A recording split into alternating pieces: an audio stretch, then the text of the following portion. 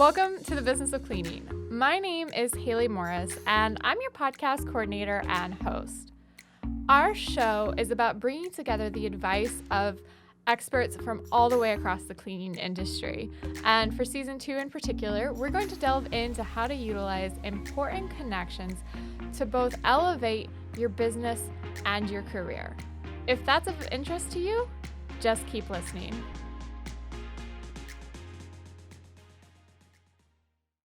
Hello, everyone, and welcome back to the Business of Cleaning. My name is Haley Morris, your podcast coordinator and host, as you know.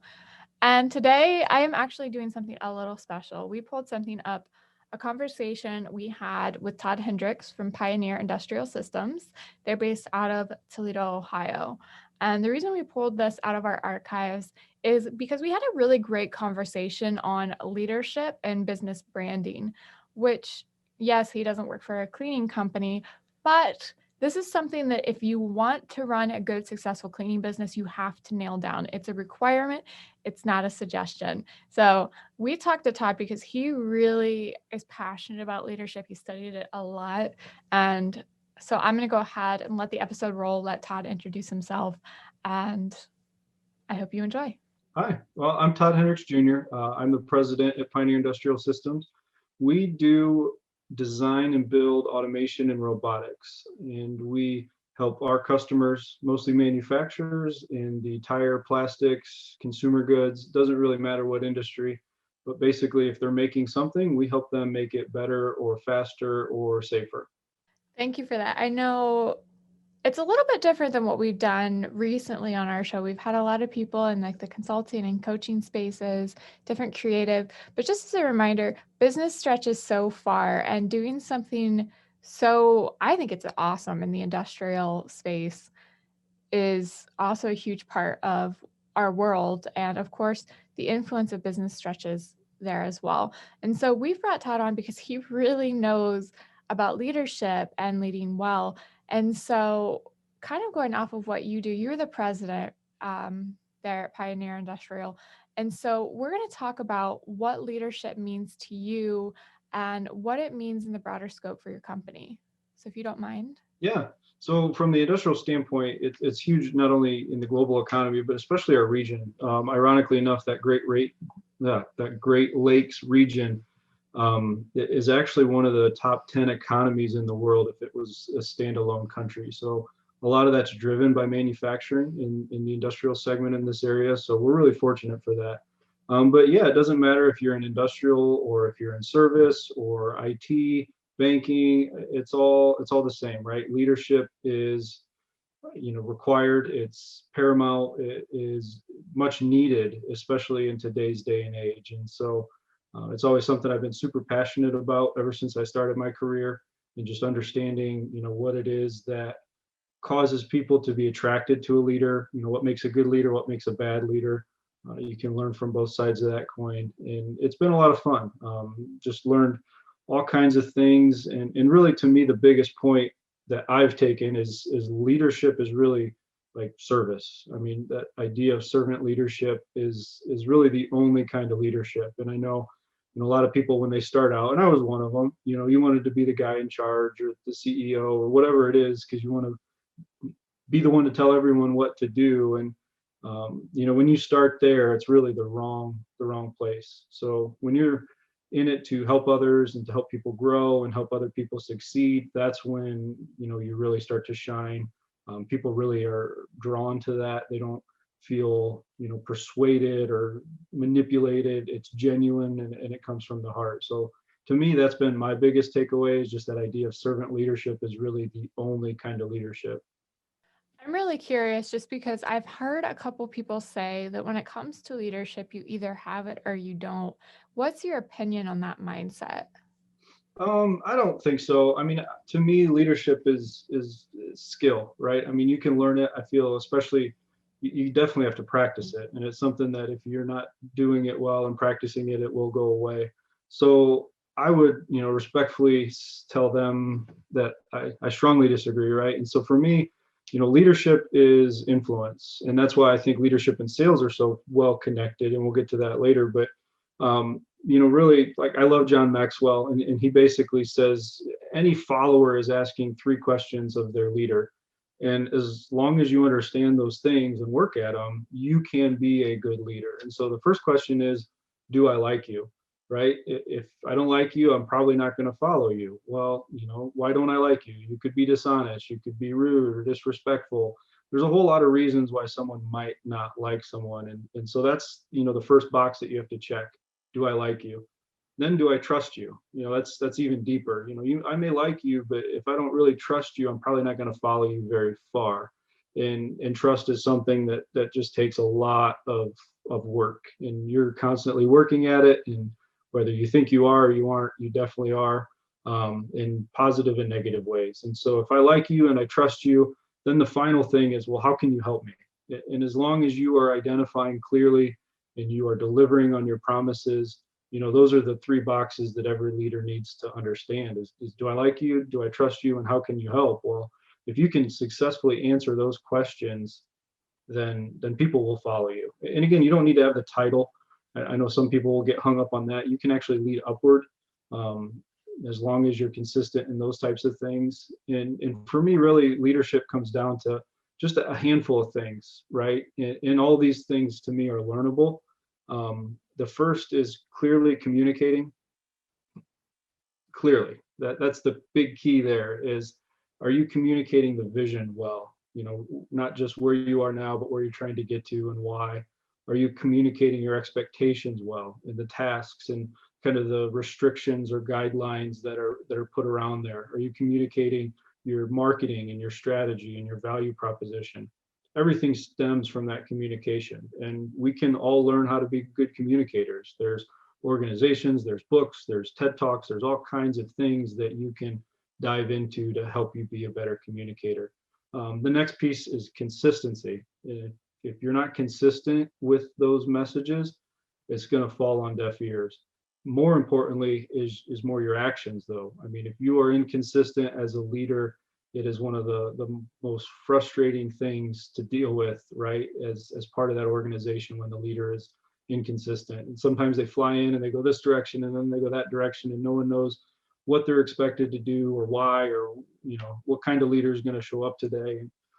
It's interesting. There's statistics out there that show that a significant portion, 70 to 80% of people would prefer a bad leader who is consistent over an inconsistent great leader. And there's a lot of power to that, which is ironic, because if you're inconsistent, you're probably not a great leader anyways. So those are two big things, is the communication and consistency.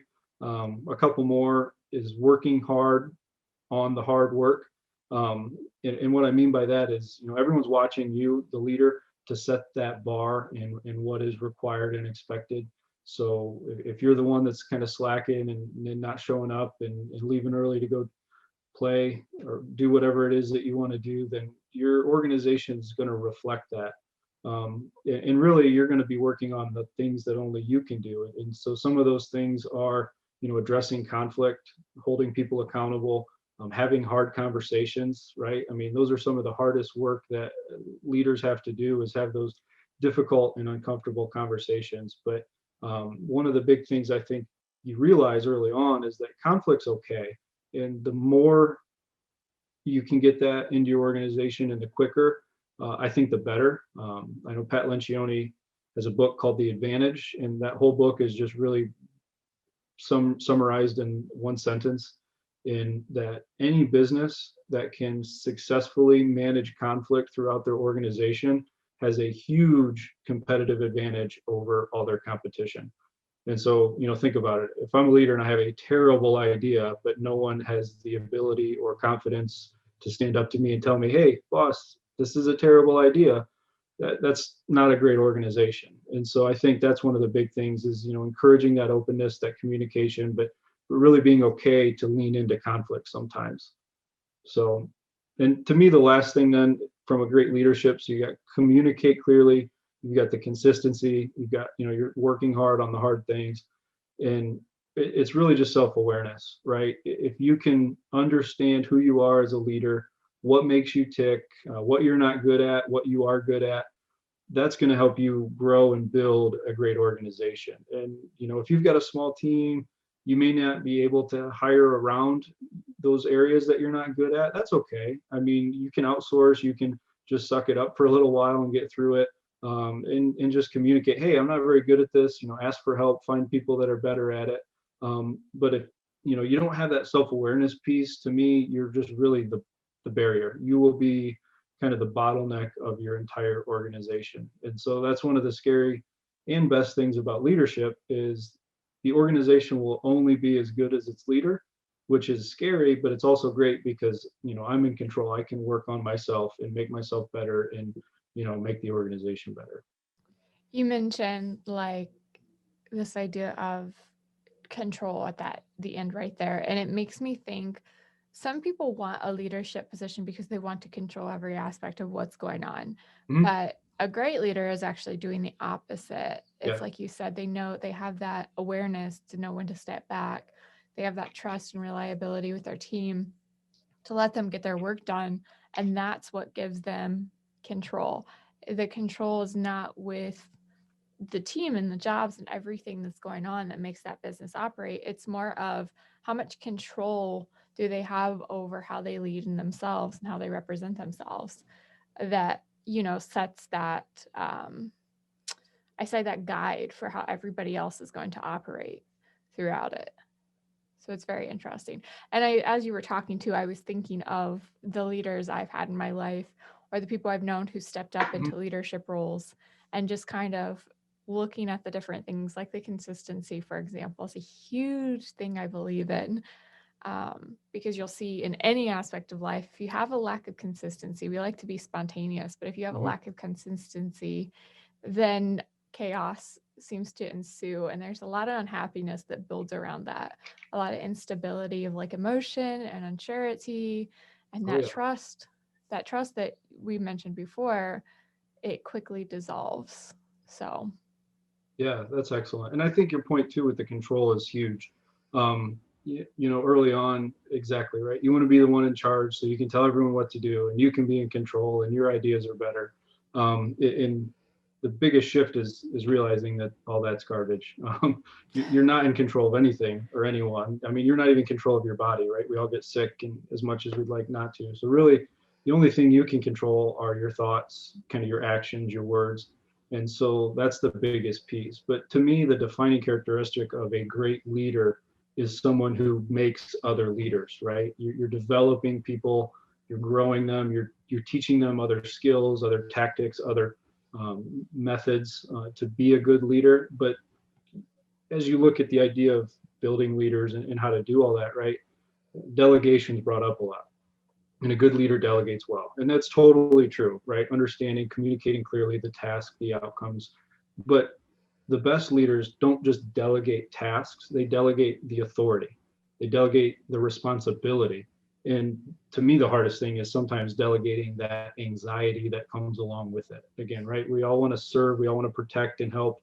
And sometimes that can be a little bit of a downfall as well. I'm going to delegate this task, but I don't delegate the responsibility. I don't delegate you any authority. And then I'm frustrated that it's not done. Well, it's not going to get done if you don't give them all the tools. And typically, the responsibility and authority is really what they need to get them to the next step of their leadership. And so, for me, looking at the different areas of the organization, it's developing them and giving them the ability to make those decisions, take those chances. But you also have the consequence piece of it, right? And so if you dive into it, you have the responsibility and authority. Some of that anxiety is going to come along with it. And I think when we try to shield people from that or downplay it or absorb all that, yes, we want to protect our people 100%, but really the most that we grow is when we're challenged, right? Just like your muscles, they're going to grow when they're stretched and pulled and torn a little bit. And not saying that you want to tear your people all the time, but it's that hard work that helps them kind of get through that and get to that next level. I would agree. I think one of the most memorable stories that stuck with me, and I'll kind of paraphrase it, was from a professor in college. And he tells the story about how he went to this apartment building in a different country, and the hallways and stairways and all of this communal space was so disgusting. And it's so like everybody literally just dumped their waste in there.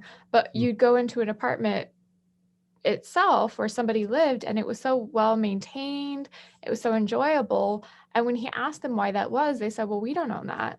And this idea of people don't take care of what's not theirs, and they just they, it's like you said, they don't own it, then they're more likely to fail and let it go into disrepair. It's the same thing at work. If you're just giving them a task and they don't own that task, they're not going Mhm. to take care of it. It's going to be like the hallways versus the apartment. You kind of want everybody to own that entire space when they're working on that project, or they're, part of that team. It has to be theirs. So if you're withholding authority, you're withholding that care from them. They're not going to want to be part of the system because it's just a job to get done. It's a little chore on their chore chart at home. So Yeah. No, that's a great analogy. I love that. yeah, one of my favorites. And I think too, going back to what you said with great leaders build great leaders, I got to record an episode not too long ago with some of the leaders that influenced me in college, and they were Mhm. my mentors coming into an academic fraternity. And one of the things that he was in charge of my new member class, he said, if I didn't surpass him, then he didn't do his job. Like, I meant to do better and greater than him, because that's what he was in that position to do, was to build somebody to surpass. And it touched me, because I was like, I was teasing him about showing up on time, and he was a moment late or whatever the first time. Um, but it was just that thought that, like, he wanted me to grow and not fill his shoes, but go above and beyond that, which made me feel great, but also just reminded me of why I liked being in his new member class and following him, and why I still like to stay in touch and see what he's doing now and still take guidance from him today. Yeah. And I think there's a lot, to dissect there. And that idea of letting people grow and surpass you is huge. And it takes a lot of maturity to be able to say, I want to surround myself with people much better than me. And I want you to not just be successful, but be more successful than I was. And that's huge. And it's just like building a good organization. When you look around, what are you good at, what are you not good at? And if you don't have that self-awareness, you're just going to hire people like you with the same limitations, the same personality, and you're only going to get so far. But if you can understand that, okay, I really need someone who's talented in this area because I'm not, or my strengths are here, and I need someone to round me out on the execution side, or whatever that may be. That's where, again, that maturity comes in to say, it's okay that I'm not the best. And, if I'm the smartest person in the room, like the saying says, you're in the wrong room. And same thing. If you want someone to just be as successful as you, or maybe just a little less successful, right? Like, I think that's kind of those immature, early kind of leadership aspirations that we all think about. Like, oh, I'm the most successful, I'm the boss, or I'm, the most respected, or whatever.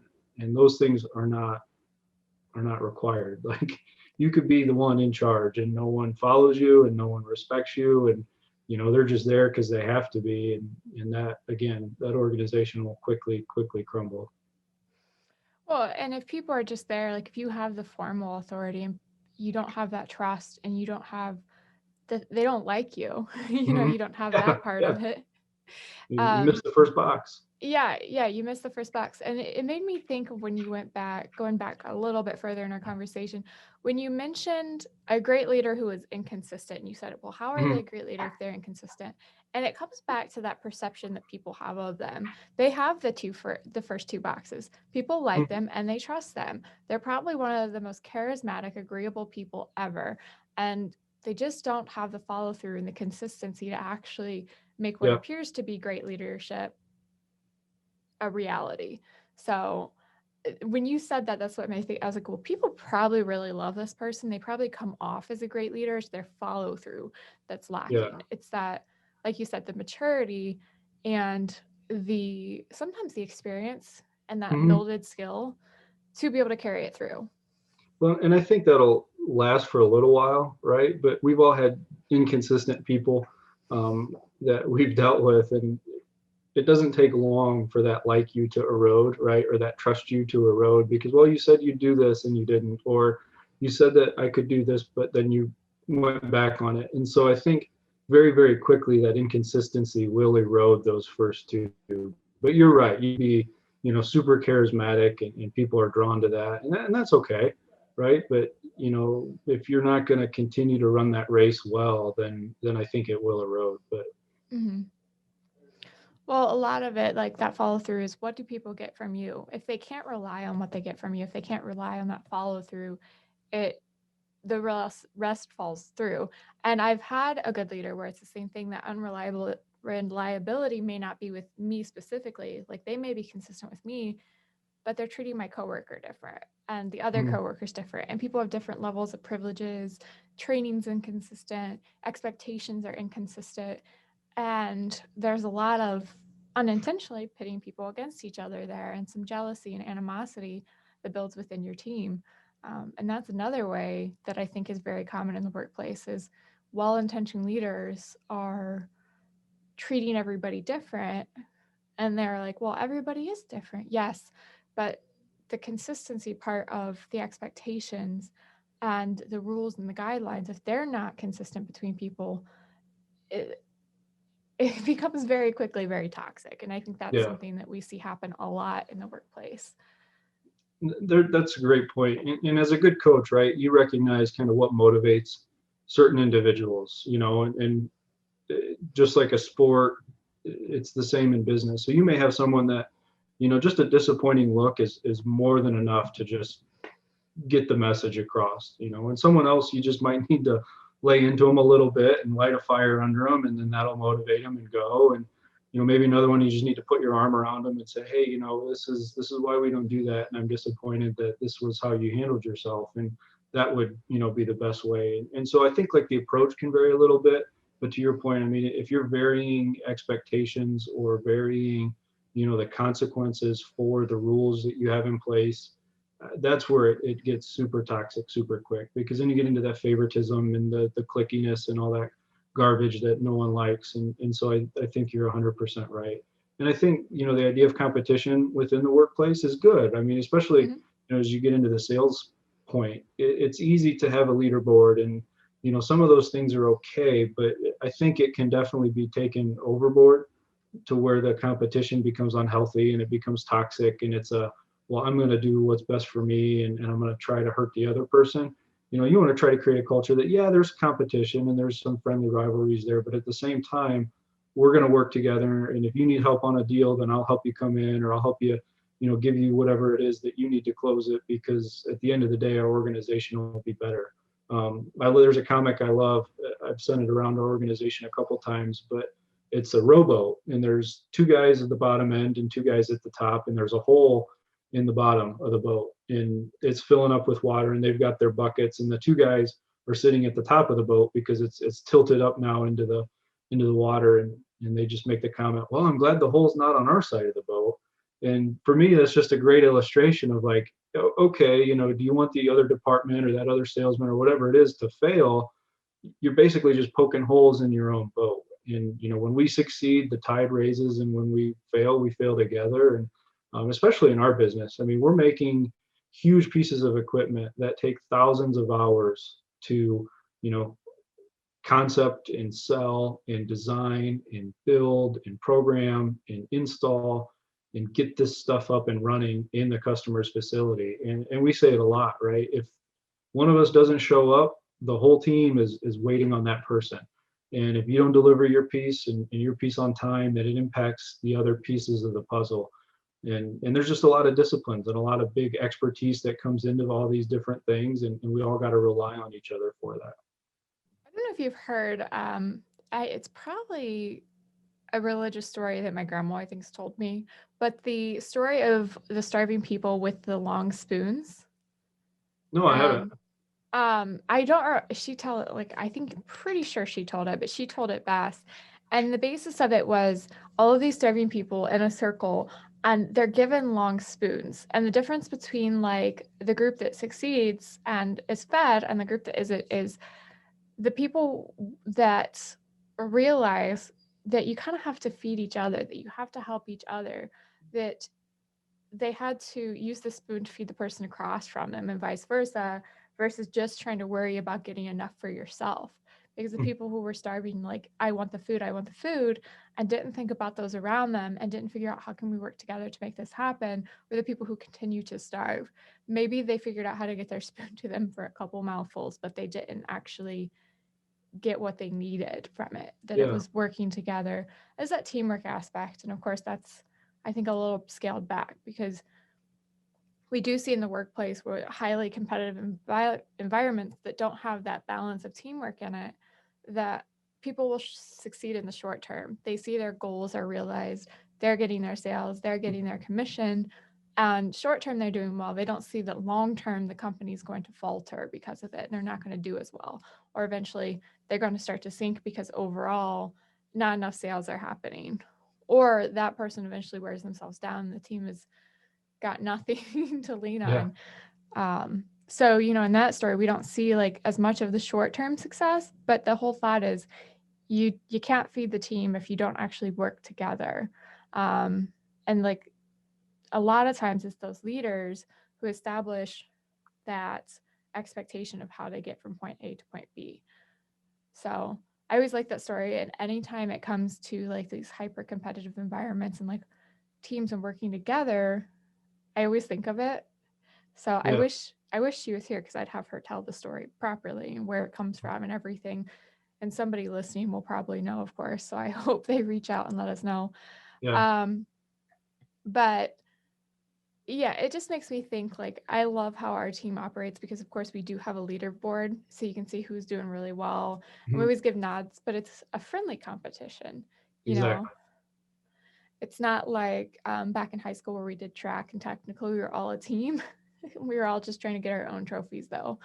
So it's more of like the relay. Like everybody wants to do really good at their sprint, but that's because we all get to the finish line faster together. So Yeah. Yeah. I think that's great. And I love those types of parables, especially the ones that, combine some religion and some mhm. business, because to me, those two are easily combinable, but a lot of times we push them apart. So, And everybody has like a different religion, but I think a lot of times the basis can be like the same and a lot of it comes from mhm. the same place. So it's something that we don't have to be scared to bring up sometimes. Yeah. So I have a friend she's very close to her faith and it's not anywhere near mine, but we're able to have those open conversations and that it's like you said, going back to open communication makes things so much better than if Yeah. we It just put does. up a wall. Oh, yeah. And there's, at the end of the day, there's so many more similarities than there are differences. It's just, unfortunately, we tend to navigate towards those differences instead of the similarities. So, hmm That's like the idea of the competition amongst teams. Some people I think have taken it to extreme and yeah. said, "Well, this is mine," and that has kind of been like mine needs to go further type of thing. Yep.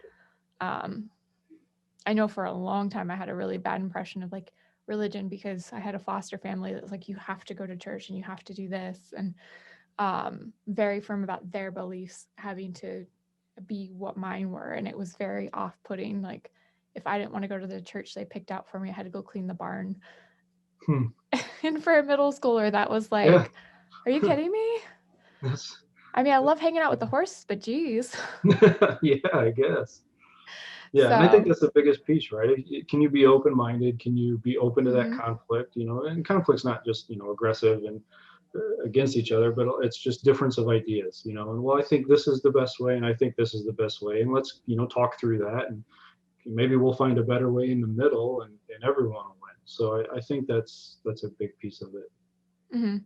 I like jumping on calls just to get sometimes like that diverse opinion because I feel stunted. And sometimes I just need to talk out what's in my head, but sometimes I want to pull their ideas and it'll veer me completely away from my original idea. But the end result, that whatever that you're trying to get to for the project or for me, a lot of times it's a release post. It comes from collaborating with people who have a different mindset on it. So Yeah.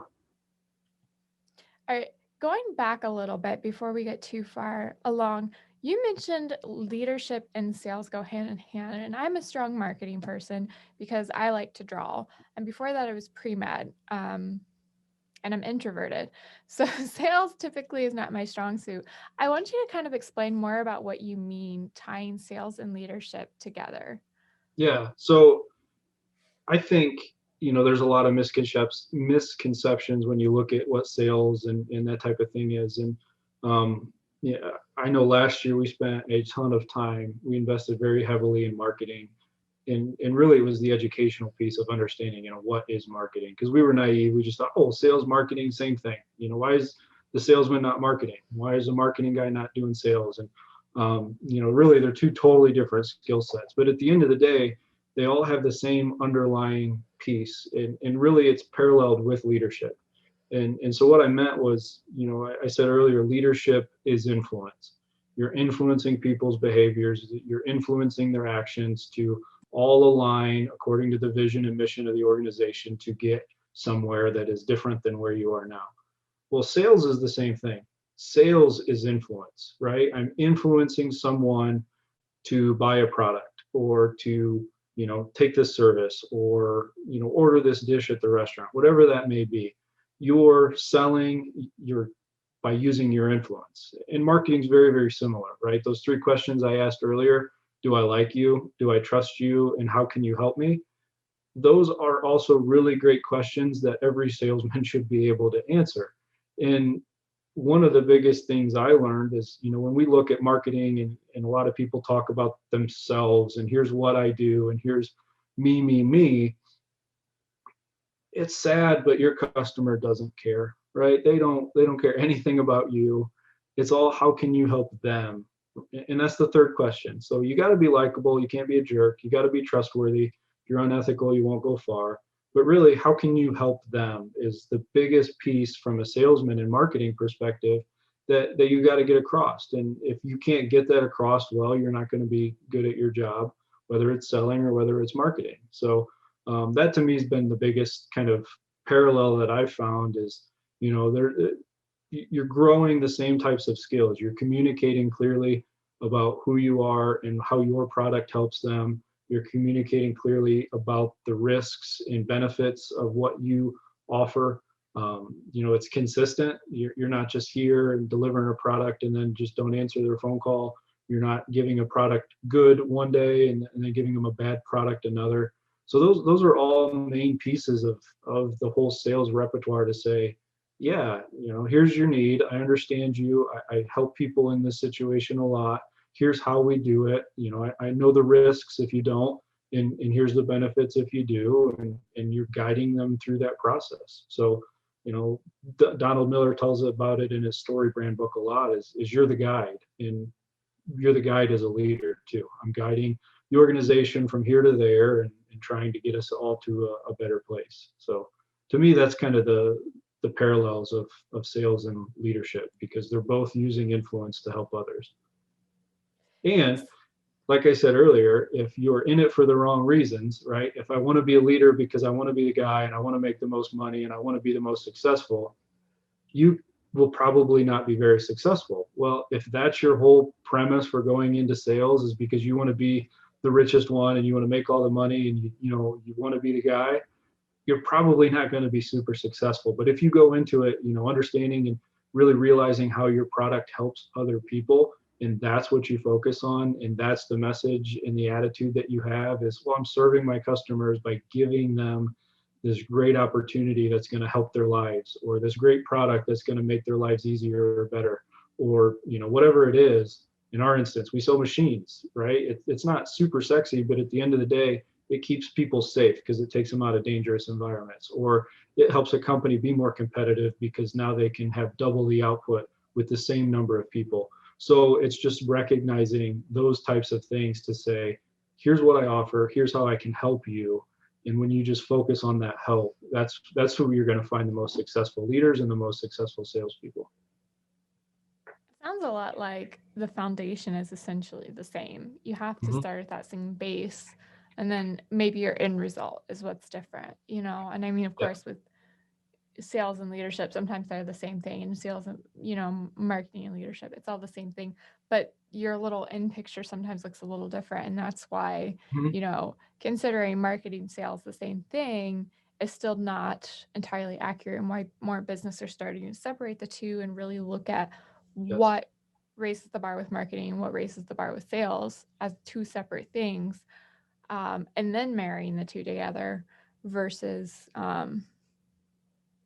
like we've traditionally done in the past, where your great marketing manager is also going out and making your sales, and Mhm. sometimes going door to door, which I've heard of quite frequently, but less in the present and more in the past. So Yeah. And that's so true. And we really learned that, especially this last year, right? I mean, we're an engineering service company. My dad started the company, and he's the one who's done the sales. He's an introvert, he's an engineer. He is not your atypical salesman, but he was great at it because he knew exactly what he was talking about. He knew how to help people. He went out there with a serving attitude to say, well, I'm going to help you by providing you this, and people understood that and they respected it. And I think that's so true. And to the marketing and sales, those are two totally different skill sets, but that foundation of helping and communicating and improving someone's life is similar. But yeah, to be able to build a relationship, to be able to deal with the no's and close a deal and negotiate, versus communicating clearly a value proposition and knowing where to be and when to be, and in that whole marketing segment. I mean, those are just two totally different directions. And something I think we learned a lot last year to say, okay, well, we really got to split some of these up, and find people who are good at this and people who are good at that, and dive into it. I think too, with the current climate, there's been a shift as far as what the public expectation is, which will kind of lead into one of our last points for the evening with leadership. But with the marketing and sales, particularly, I know marketing, we've seen more of a demand for content marketing. People want information and they want to build trust and understand a company before they even consider buying a product.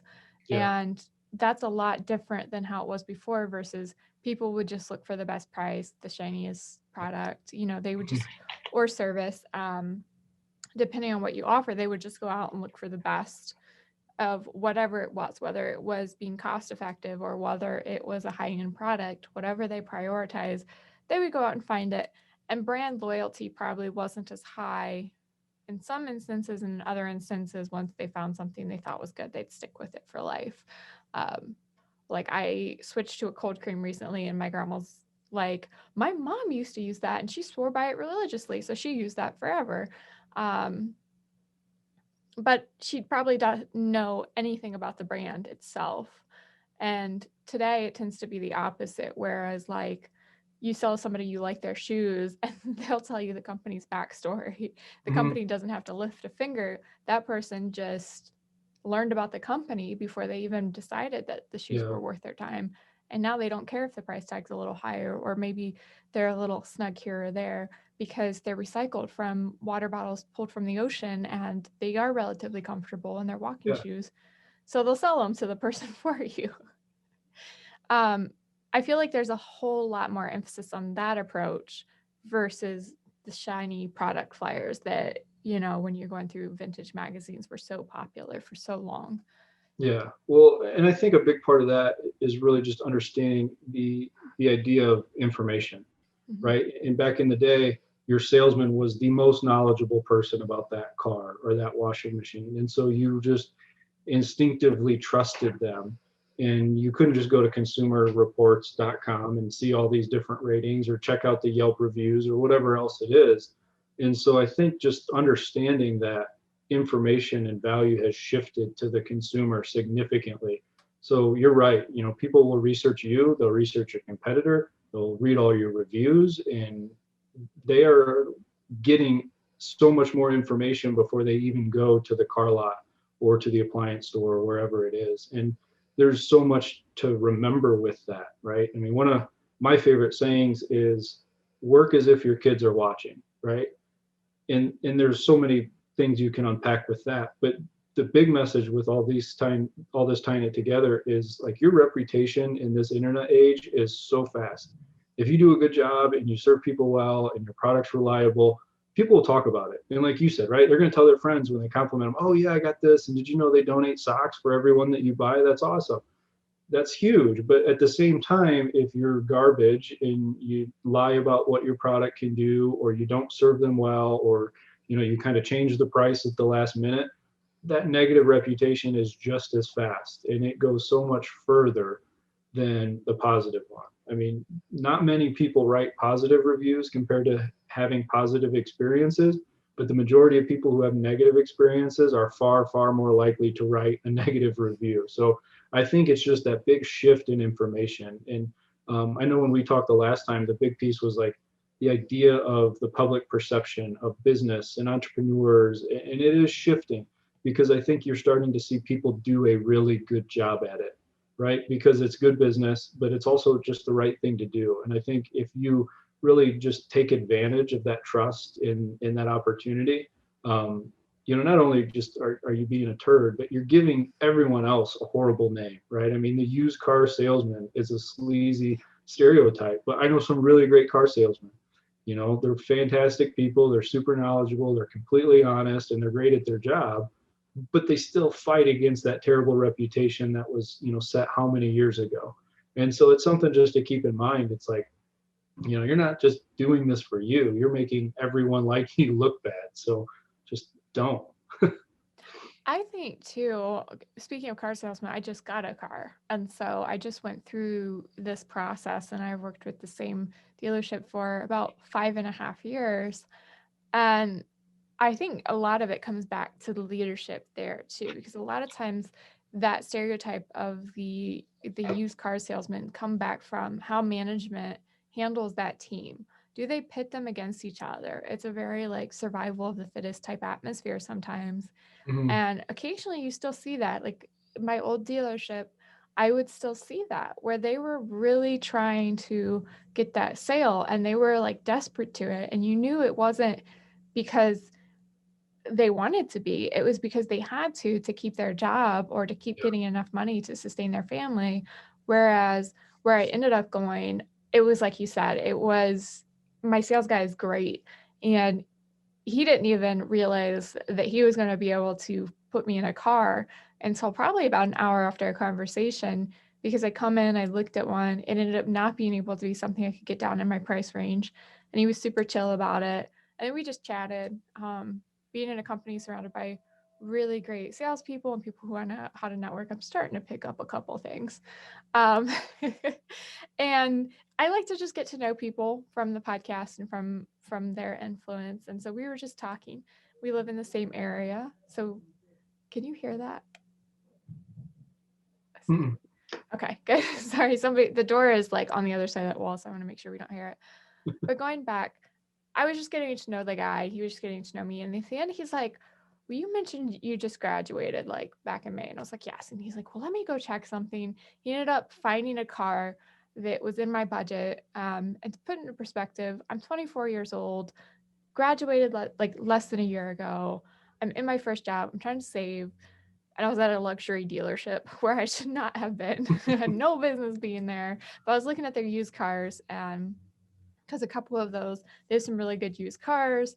They usually are a little pickier with what they actually sell and bring onto the lot, as far as like reliability and things like that. So I was looking at one of their used cars, and I walked out with a brand new lease, um, because he just worked with me. And then once he realized like where I was at, he was able to be like, well, maybe we can. And he sorted it out. It was very low pressure. Like he didn't pressure me to want to take home the car, to test drive it. He just wanted to see if this fit that he thought was there is something I saw as well. And it was completely different experience than, when the leadership at a place says you have to sell or you can't be here, you Mhm. know. And in the end, Yeah. he probably sells a lot more because he has learned along the way to sit down and have those conversations and just get to know people. And maybe he doesn't sell every person, but he has more conversations because of it. Oh, I'm sure. Yeah. And So, that's, one of the balancing acts is leadership, right? Is to sustain the organization, you have to sell. From mhm. the analogy, I always like sales is like breathing. That last breath you took was really important, but it's not nearly as important as the next one.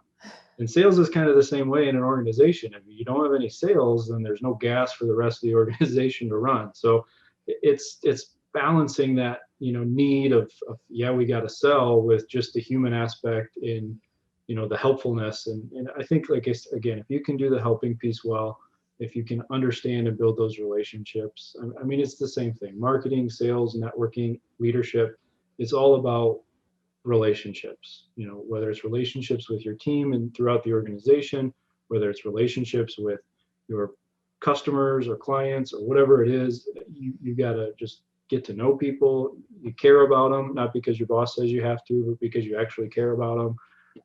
So I think that's a big piece of it.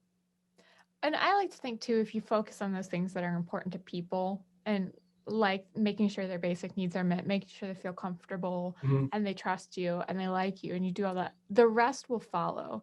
Oh Like I yeah. said,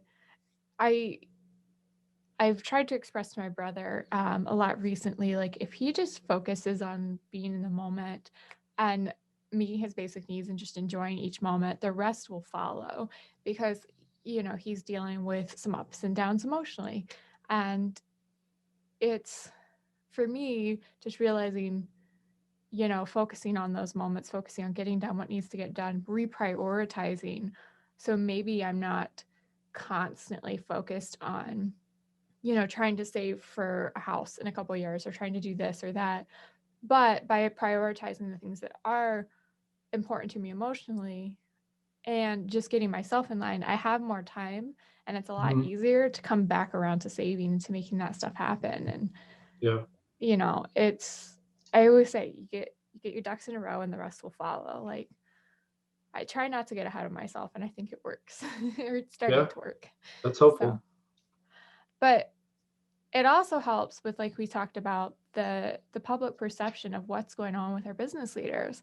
If the business leaders are focusing on their people, focusing on, great servant leadership, and putting their ducks in a row where they should be, versus just trying to force sales prematurely, then the rest will follow. The public image will follow. The sales will come naturally, because it's a well operating machine, a machine full of, like, the human aspect, so to Mm-hmm. speak. But Yeah, 100%. And then to that point, you understand kind of what you're selling and why you're selling it. And if you can get the right people in the organization, we talk about that a lot, the right people in the right seats. I mean, you have to really just dig into that real deep.